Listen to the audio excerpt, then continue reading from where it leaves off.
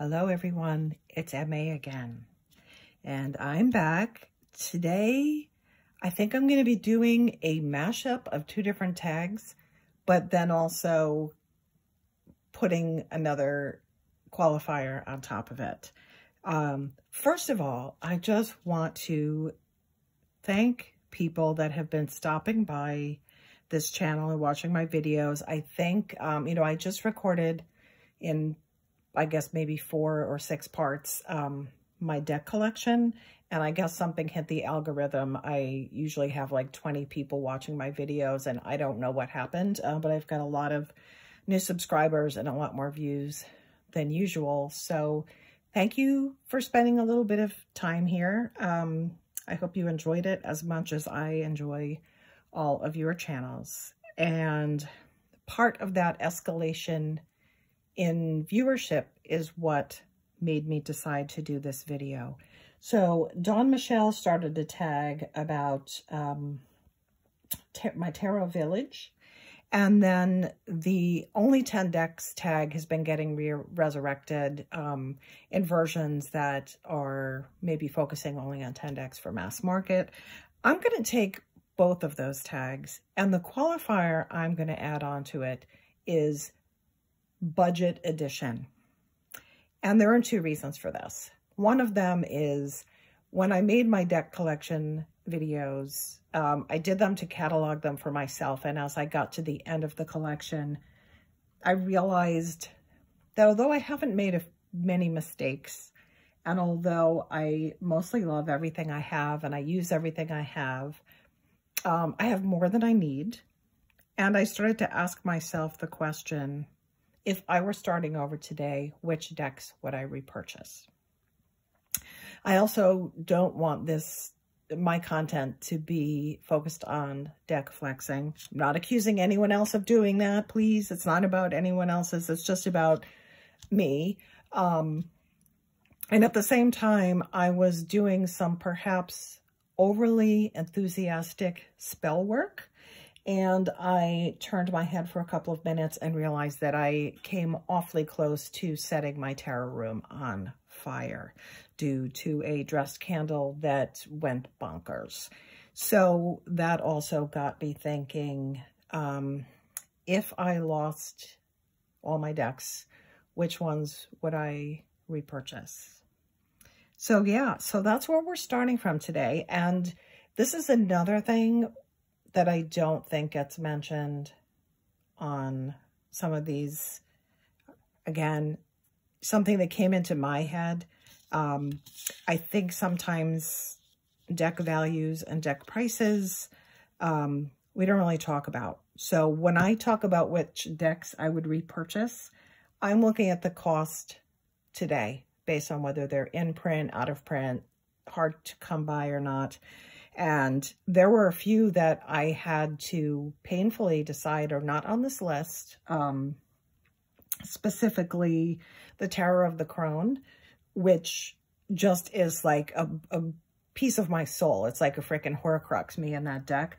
I would not choose to pay what it's being sold for right now. It's selling for around $300 or more every place I could find it. And it's not a matter of having or not having the money at this point. It's in the context of people I know that are struggling, people I don't know that are struggling, things that are going on in the world. And I think I would just make choices now. I'm very happy that I was able to engage in some retail therapy without any harm to my financial life when we were all locked up in COVID, but I'm just being honest with myself and saying I, at this point, would make different choices. Maybe, probably, anyway. So I'm going to actually keep a running tally here. So this is kind of loosely based on Dawn Michelle's tags, but also kind of a hierarchy of needs situation. So I'm going to start and say my first need is a basic tarot deck. I would probably purchase this almost exact same deck. I very much like the Rider-Waite Smith system. I love Pixie's artwork. This happens to be, you know, a not very exciting universal deck with the shiny yellows. I've talked about this deck. I love this deck. I've trimmed it. I would probably do the same thing again, and this is where I would start. And whenever I feel like I'm getting too caught up in using different illustrations of a card as a learning mechanism, I go back and just use this deck alone for an extended period of time. When I went to the Omega conference, I only brought this, and that's it. And right now, this deck, this is a US Games deck. Current price is about $22 US. So deck number one. Now I've got my $22 deck. I could probably honestly shove this in this bag, run out the door. It also functions as a mini, and use this deck for ages and ages before I felt like I needed to add something else. I'm saying need, not want. Do I want all the decks? Yes, I do. Do I love all the decks? Yes. Okay, but we're talking, I'm looking at need here. Okay. Actually, of course, we don't need any decks. Okay. Now, I think the next thing I would add is, I don't read for other people that much, but I am conscious, even just, I like to have a Rider-Waite base deck that's a little more modern, that looks more like the modern world in terms of diversity and surroundings of the deck. And so I think that's the next thing I would add. And I actually have 4 contenders that are all about the same price. And I had a little bit of trouble deciding, so I'm not sure which one I'm actually going to pick. So the first one is the Luna Soul, which I have trimmed and edged. I've taken the titles off. This is very much Rider-Waite. I don't think it's modern in terms of the scenes of most of the art. They do have that kind of, you know, whatever century Pixie stuff is depicted in. But it's more, there's a little more representation in it. So that's an option which sells right now for $21. So that's an option. Then I have my Next World Mini, which in terms of its point of view is way more specific. It's very modern. It's vibrant. This is a deck that I like to carry out in the world with me. I can't explain why, but when I'm walking in the woods, I like to read with this deck outdoors. It seems, I don't know, like, should I bring a nature deck? But somehow this is the deck that wants to speak with me when I'm out and about in the world, whether that's in the woods or, you know, in town or whatever. You know, I think it's not as neutral as the other deck, but honestly, if someone's coming to me for a reading and they're not okay with this deck, then they've probably come to the wrong reader. That's it. That's all I'll say about that. And there's nothing, I understand some people want a more neutral deck, but because I read for people so rarely, I'm not really in a position where I have to say, I need a neutral, inoffensive deck. Okay, so the next one in the list is the Super Lunaris. Oh, and the Next World right now is $20 for the pocket edition. These are prices I'm getting in US dollars, mostly from Amazon. Okay, Super Lunaris is indie. I did back this on Kickstarter. There's been other editions and printings coming out. I like this deck a lot. I think this is a really strong contender. The linen edition is $28 from the creator. My only weird thing with this deck is that there's all these modern scenes, and then there's randomly like a knight in armor. So I'm just a little like not sure about that. But that's another contender for $28 from the creator. So I guess shipping. And then the other one is the Queer Tarot, which as I go through it, I think is another good contender. This is actually a safe for work deck. There's no nudity. And I think if the cards weren't so big, this is the one I would put on my list. I think the thing is I haven't read with it that much. So I think for now, I'm going to say that this is the one I'm picking and put it on my budget list. But I'm not really sure. But I'm going to write this one down anyway.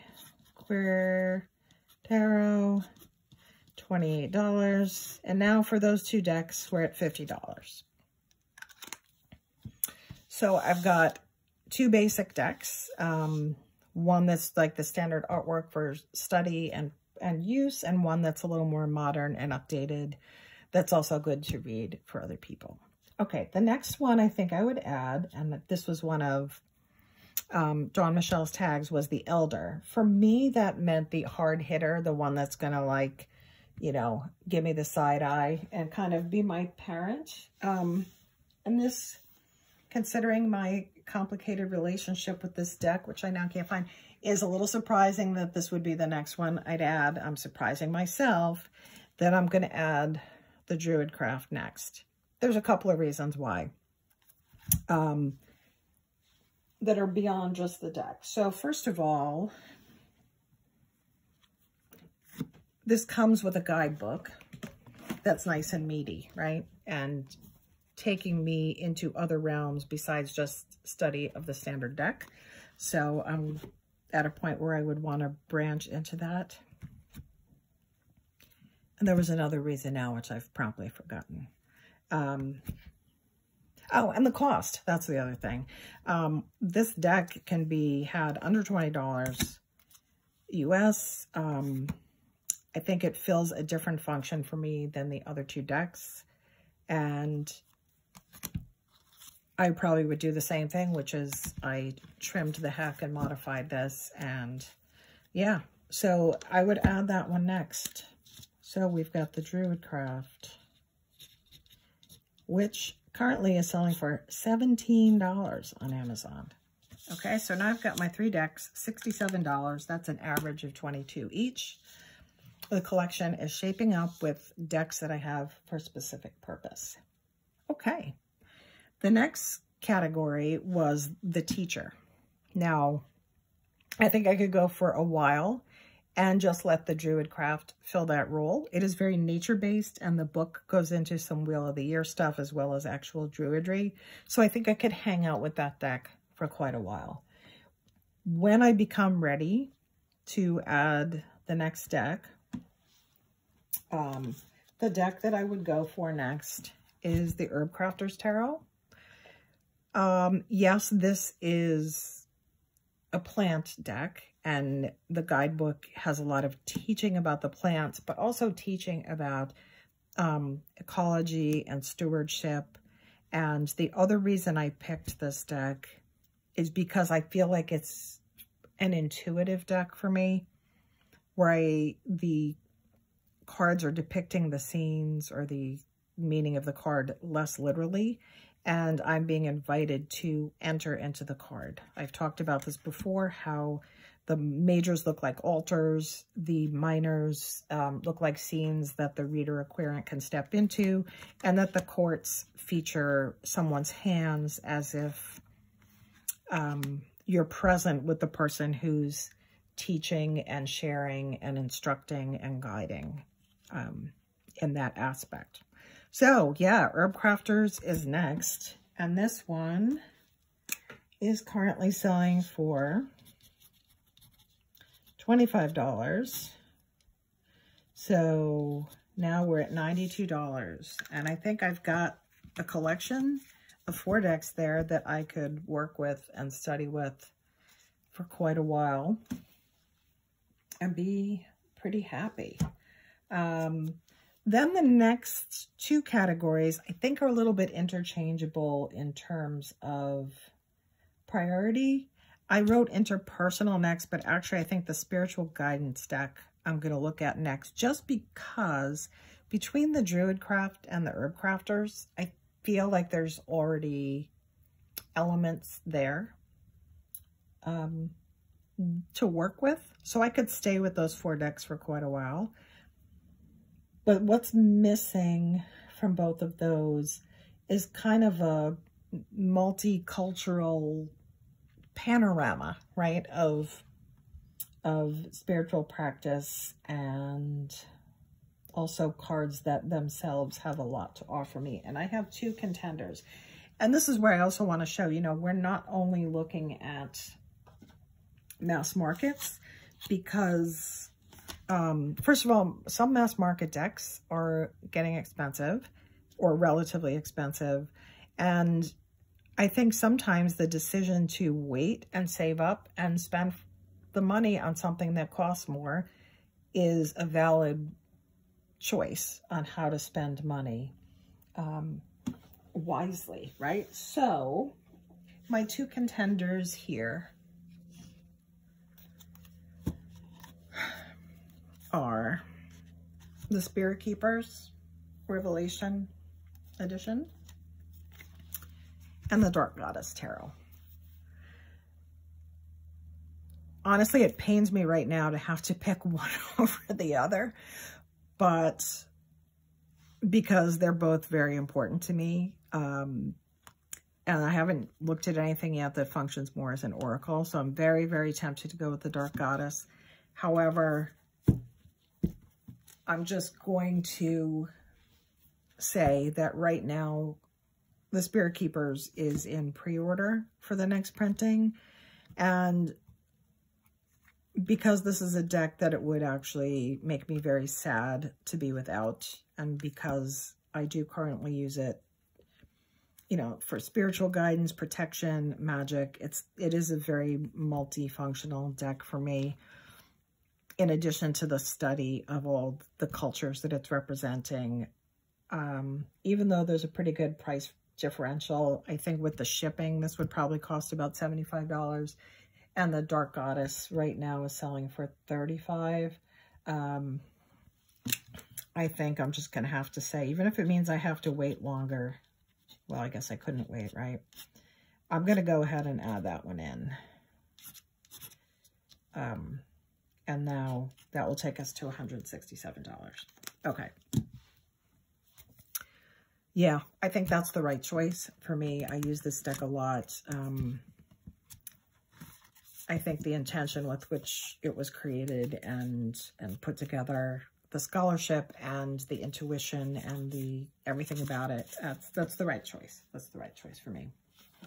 And again, now I've got these 5 decks I could hang out with for quite a long time. What I could decide to add, and I only put 1 in this category, is another deck that I feel like I can read for other people with. And, well, actually I have 2 contenders for this. So for me, this Sassy Burrito, this is the pocket version, because it's people and people's expressions. First of all, I do use it for interpersonal readings, whether it's about family or relationships. I feel like it reads well for other people, but also for me, it's a good practice deck for emotional intelligence, because so many of the cards rely on the depiction of the character and the card. So that's a good practice for me. And I think the other one I put in this category of kind of that interpersonal and emotional intelligence is the Outgrow Yourself,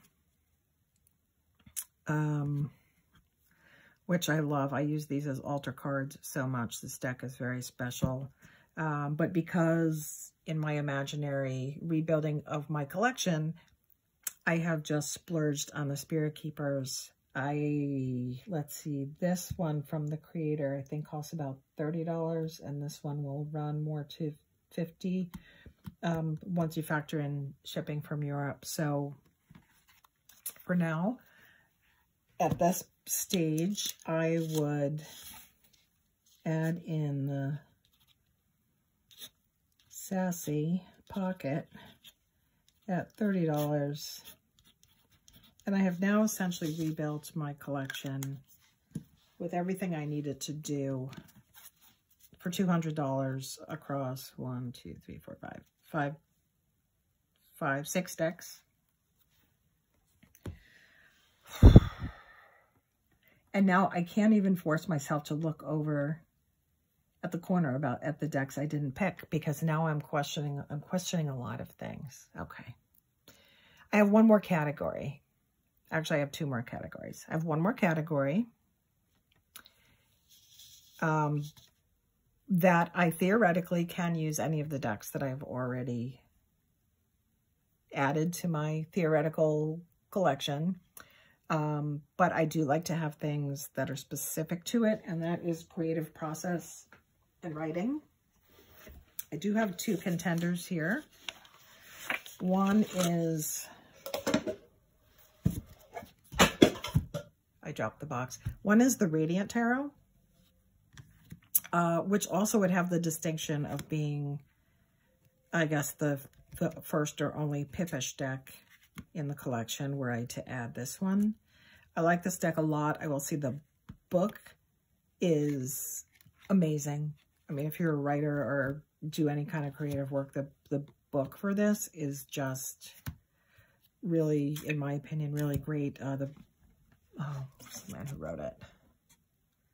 Tony Barnstone that wrote it. He's got some serious writing chops and credentials, and I really, really, really like using that deck. And my other contender is the Threadbound Oracle from Cedar McLeod at Numinous Press. Same thing here. But this is Oracle, so the first Oracle I've even really considered bringing in. And I think this one is maybe a little more multi-purpose, because the messages on the Oracle cards, they each have 3 keywords, and you can relate them to a regular tarot reading. Yeah, that just answered it. So I'm going to add the Threadbound as my dedicated creativity deck, and that would run about $40 from the creator. So I guess maybe shipping, it's probably going to be more like $47. Uh-oh, I'm going to have to do math on camera. Uh-oh. So that gets us up to $244. Okay, there's another contender for that spot that I don't have in yet, thanks to Megs over at Rose Honey Ritual. The Cantagy Oracle is on its way to me, and I'm very excited to work with that one, but I don't have it yet. So I'm gonna pick the Threadbound. And then the last category is completely optional and only came up because when I looked at my pile of decks, there were so many I was so sad to leave behind, theoretically, that the last category on there is the Splurge deck, that I think also is like an art deck or a intuitive deck, or probably functions on all those levels. I ended up putting 2 contenders in my pile, and I thought it was very interesting that, oh, well, you'll see what they are. So the first contender in the pile is the Abstract Futures deck by Helma's Ghost. This is unlike anything else in the pile. So I guess Dawn Michelle's tag was The Stranger. One of these things is not like the other. It's abstract. This was created with so much magic and intention. It would really pain me not to have it, but it is definitely a splurge deck. It is expensive. And then the other one on the list is the Ritual Tarot. Again, you know, this one with no titles does like hit the intuitive button. I also make collage, so I mean, I'm attracted to the art and the process that Tiara went through making this. So in my theoretical deck collection rebuilding, something like this, one or the other of these, would eventually, I would save up and add one of these eventually. But given that I was able to rebuild the whole collection for under $250, it would then be a little It will be a little challenging to justify these, either one of these, because they both run, I think this one is priced at $100 from the art gallery, and Tira's, you know, sometimes goes on sale. So, you know, it's 90 or 80, depending when you buy it. So sadly, I would not have these around for a little while. And you know what? I would be fine. Everything would be okay. Everything would be okay. So that's my theoretical rebuilding, step by step. Here's my terrible handwriting. Also, I changed my rocks, because that's the other thing. The heck with crystals, right? These are beach rocks, wish stones that I've picked up over the years. And this stone a friend brought over recently. It's from a beach near me, but there goes all my decks on the floor. Her son, who has Down syndrome, picked this out for me. And there's more magic in this than can be in all the crystal spheres and shinies that I could ever have. So this is also kind of something that made me start looking at the collection. So I think I've rambled for way longer than I meant to, and I've spilled way more decks on the floor than I've meant to, but I was just really called to look at my collection through the lens of, if I had to do it all over again, what choices would I make and what would I do differently? And this is where we came out. So thanks for watching. If you did, take care.